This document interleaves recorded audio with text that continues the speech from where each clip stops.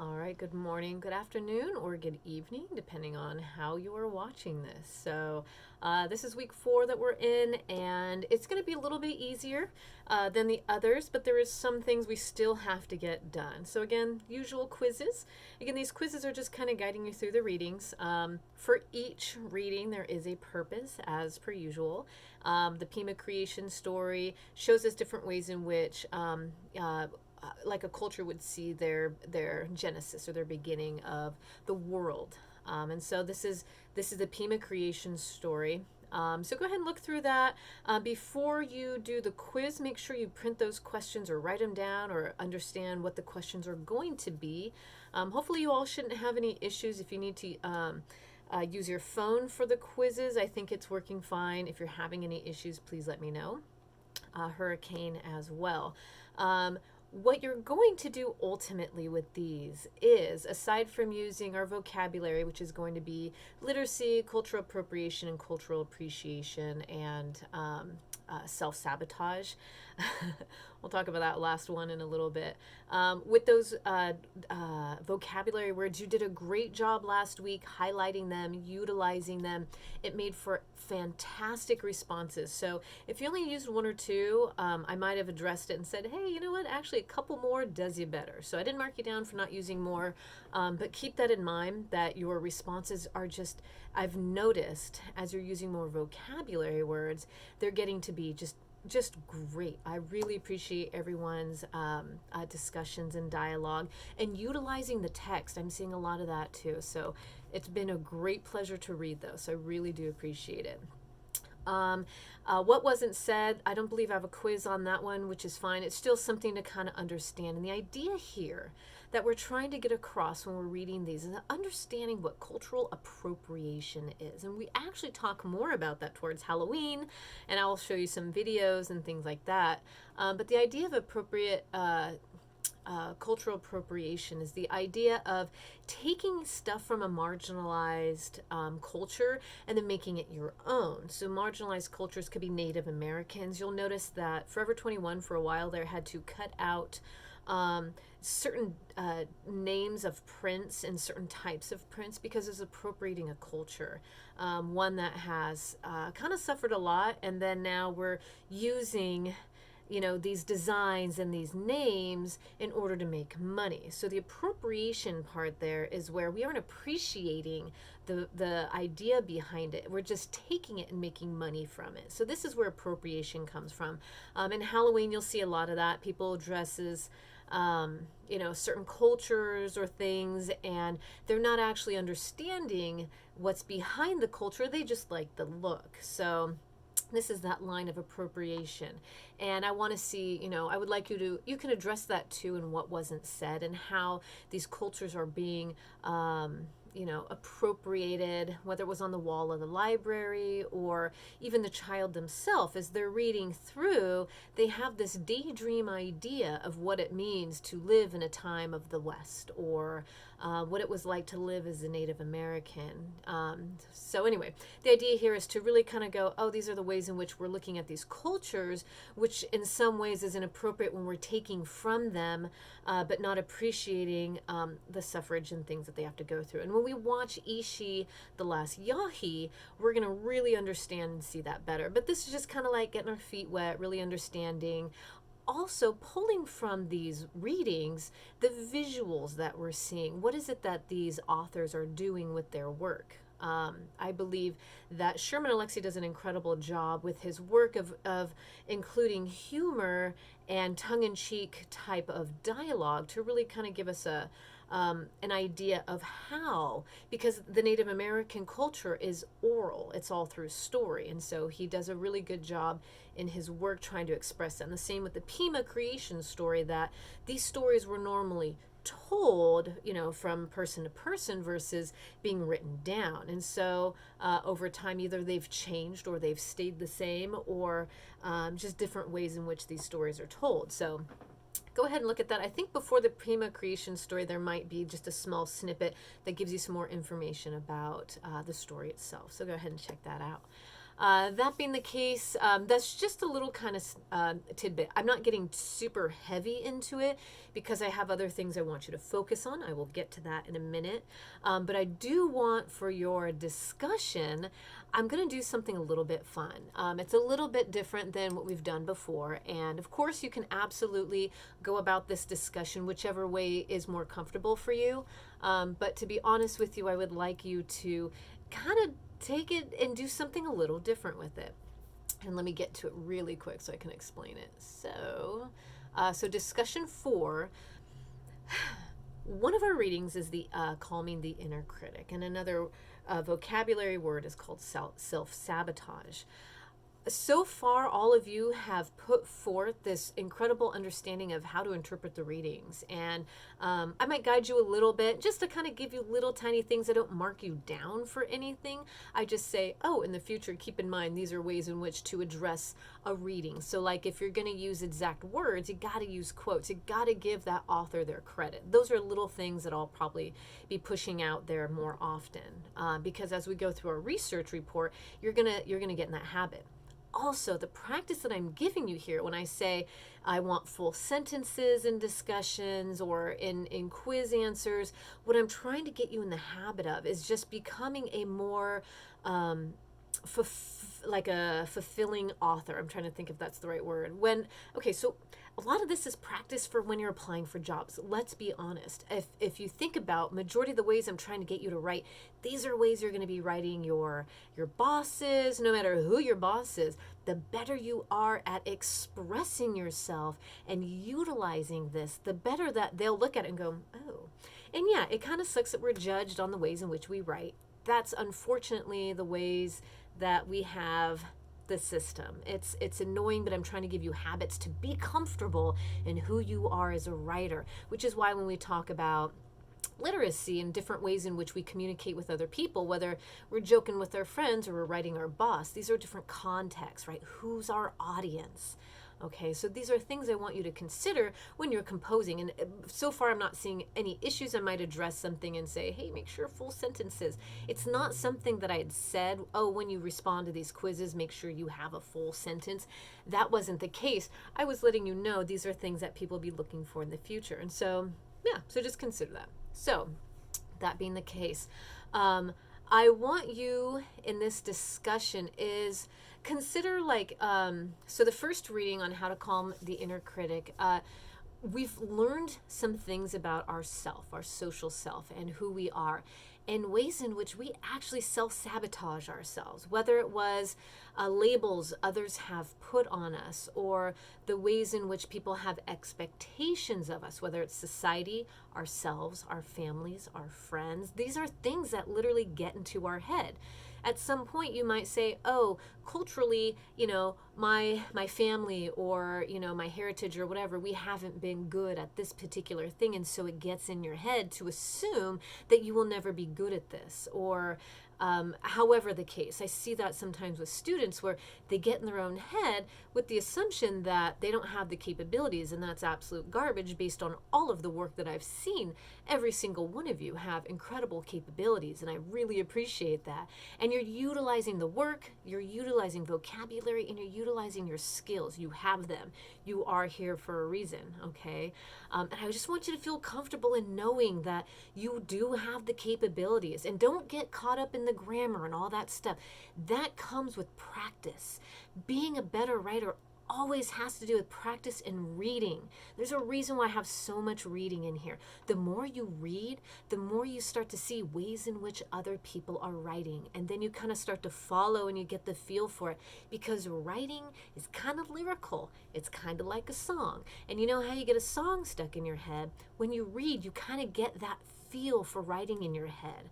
Okay, it might not make sense now, but the more you read, you can hear the song in the writing, and you kind of start to copy that when you write. And I find sometimes when I write, after I've read something very academic, I'm like, oh, I'm an academic, I can write really well. I catch myself doing that, or I catch myself doing the opposite if I'm reading something like on social media where it's like a meme, and I'm like, oh, like goofy type of writing. Catch yourself, consider that, especially when we start working on our narrative. We'll talk about that in a second.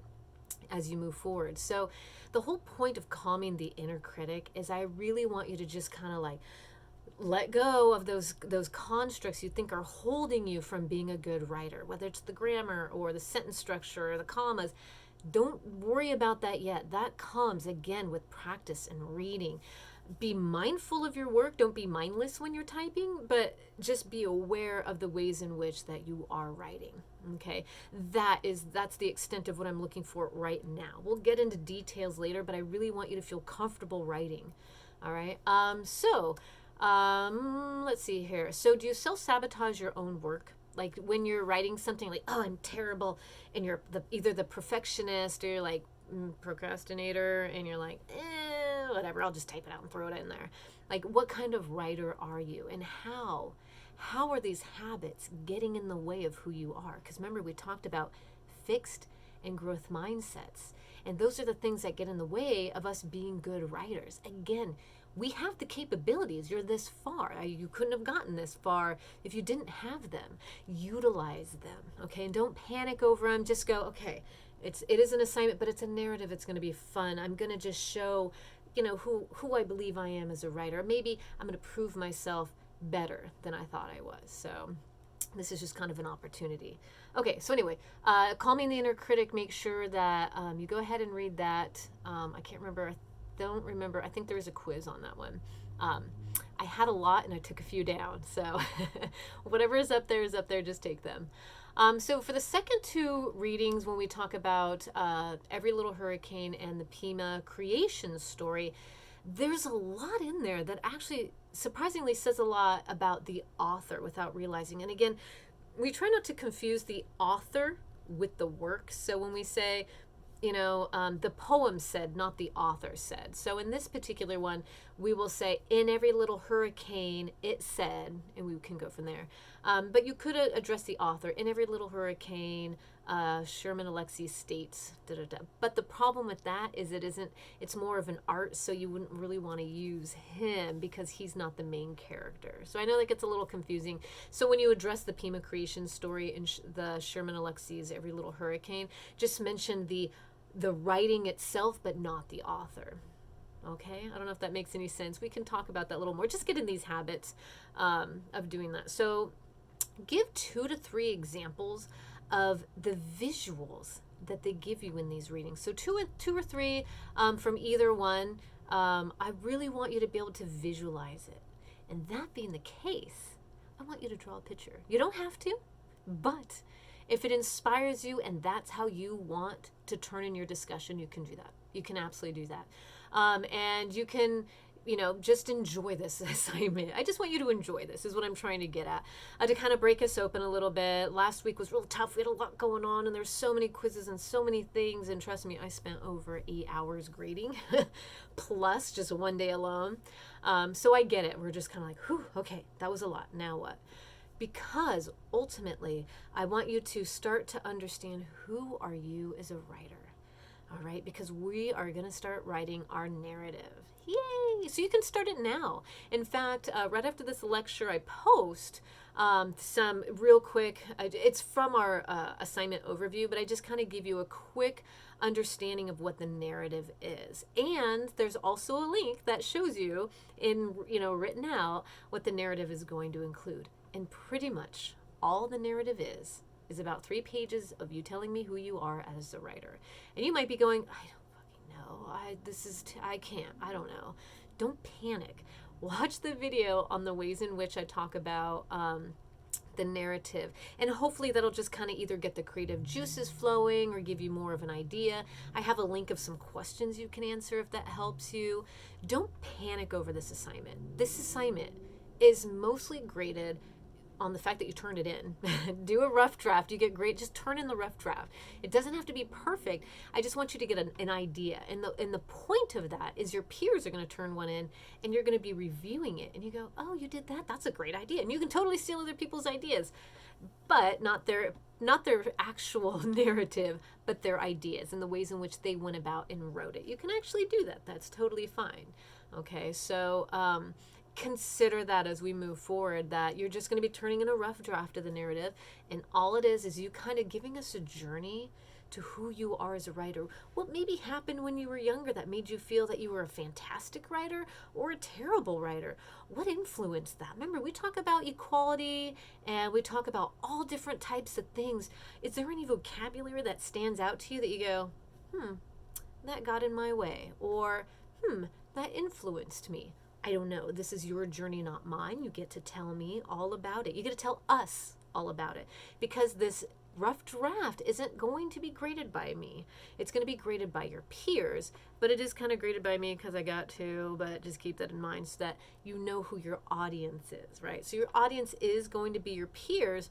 So share the story, share the truth behind who you are and what you've experienced and how you feel that's influenced you as a writer. Because say you went through something incredibly traumatic and you needed to start journaling. So for me, I guess you could say my traumatic experience, my most life-saving experience was actually getting sober. So I don't drink anymore or any of that stuff, but a part of staying sober is doing a lot of writing. And I have found that when I put pen to paper, it helps me a lot. And to be honest, it's really hard to do. I'm like, I don't want to write. And then I start writing. I'm like, oh, this is great. I feel wonderful. This is fantastic. Why am I not doing this every day? It's like going to the gym, Until you get there, you're just like, I want to do it. And you get to the gym, you're like, ooh, I'm doing great. I'm fantastic. I'm in shape, right? So this is sometimes how writing is until we're forced to do it. Maybe it's not something we necessarily do on our own. So just consider that if you need some help, you can reach out to me. You can reach out to your peers. In fact, in the discussion, you're absolutely able to talk about like, hey, I really like this response. I got a question. I'm stuck on this. Do you think you can help me? And this is why we do peer reviews, which is a part of participation. So make sure you're including at least 2 to 3 responses to your peers, because they need to know that you're reading. I need to know that you're reading their information. It's like you're sitting in class, and unfortunately you're not sitting in class, but this is just the way we're going to do it, okay? So pretty easy week. I'm not trying to throw a bunch of heavy stuff at you.